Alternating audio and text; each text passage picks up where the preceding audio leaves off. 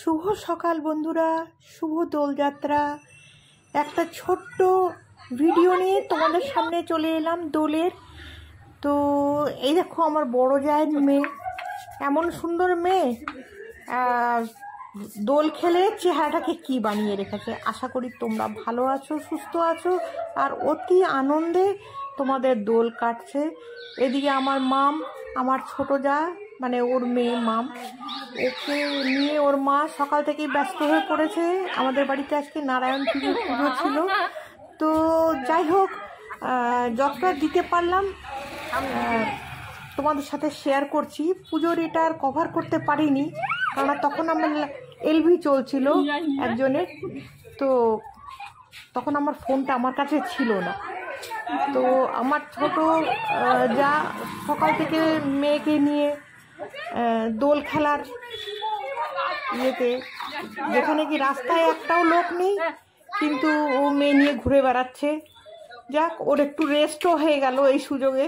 সবাইকে আবির দিচ্ছে, মায়ের মেয়ের এখন আবির চলছে। এখন মা মেয়ে দুজনে মিলে আমার দিকে ধেয়ে আসছে আবির দেওয়ার জন্য আর হ্যাপি হোলি বলার জন্য। ওদিকে ওর বাবা দাঁড়িয়ে আছে, অর্থাৎ আমার ছোট দেওর দাঁড়িয়ে আছে।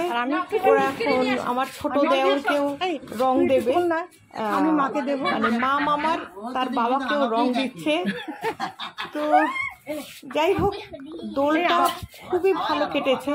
আমার ননদ নন্দাই, আমার ভাগনা সবই ছিল বাড়িতে। তো বাকি আরও যে দুজন ননদ আছে তারা তো দূরে দূরে থাকে, তাদেরও খুব মিস করেছি। আর কিছুক্ষণ পরে আমার বড় যাকেও ডেকে নিয়ে আসবে। রাস্তায় কিন্তু কোনো লোক নেই, কিন্তু একটা যেটুকু লোককে পাচ্ছে তাকেই আমার মাম্মাম রং দিয়ে যাচ্ছে। এরা আমার গালেও আবির দিয়েছে। তো দেখতে থাকো, ওই যাকে পাচ্ছে, রিক্সাওয়ালা ঠেলাওয়ালা যাকে পাচ্ছে তাকেই রং দিচ্ছে। এইবার আমার বড় জায়ের পালা। বড় যা আর আমি তো রান্নার দিকে, তো সেই জন্য ও আবার এত রং টং লাগানো পছন্দ করে না। এদিকে সমীর রং লাগিয়ে গোলাপি হয়ে বসে আছে। এদিকে আমার ছোট ননদ ভিডিও করে যাচ্ছে। মানে দুটো মেয়ে আমাদের বাড়ির, দুজনেই ভূত হয়ে আছে রং খেলে। তো তোমাদের কেমন লাগলো অবশ্যই করে জানিও। আমার ছোট ননদ বলছি, সরি, আমার মেজ ননদও এসে আছে। আর আমি আবির লাগিয়ে নেওয়ার পরে রান্নাঘরে ঢুকে পড়েছি। আর রান্নাঘরে আমাদের রান্না হচ্ছে, মটন রান্না হয়েছে, ডাল হয়েছে, তরকারি হয়েছে, চাটনি হয়েছে। মানে যতটুকু আগের দিন করে রাখার আমার বড় যা করে রেখেছিল। গিয়ে মাংসটাতে হাত লাগালাম। তো দেখো, যতটুকু পারলাম, মানে কিচেনে পর্যন্ত নিয়ে চলে গেছি মোবাইলটা। আর এতগুলো মাংস রান্না সমস্ত এক হাতে, এত বছর তো আমার বড় যাই করেছে। আমার বড় যাই সমস্ত কিছু সামলাতো। আশা করি ওর কিছুটা কষ্ট আমি দূর করতে পারবো এখন চলে আসার পরে এখানে। তো দেখতে থাকো, একদম ন্যাচারাল লুক। আচ্ছা, একটা জিনিস শেয়ার করছি।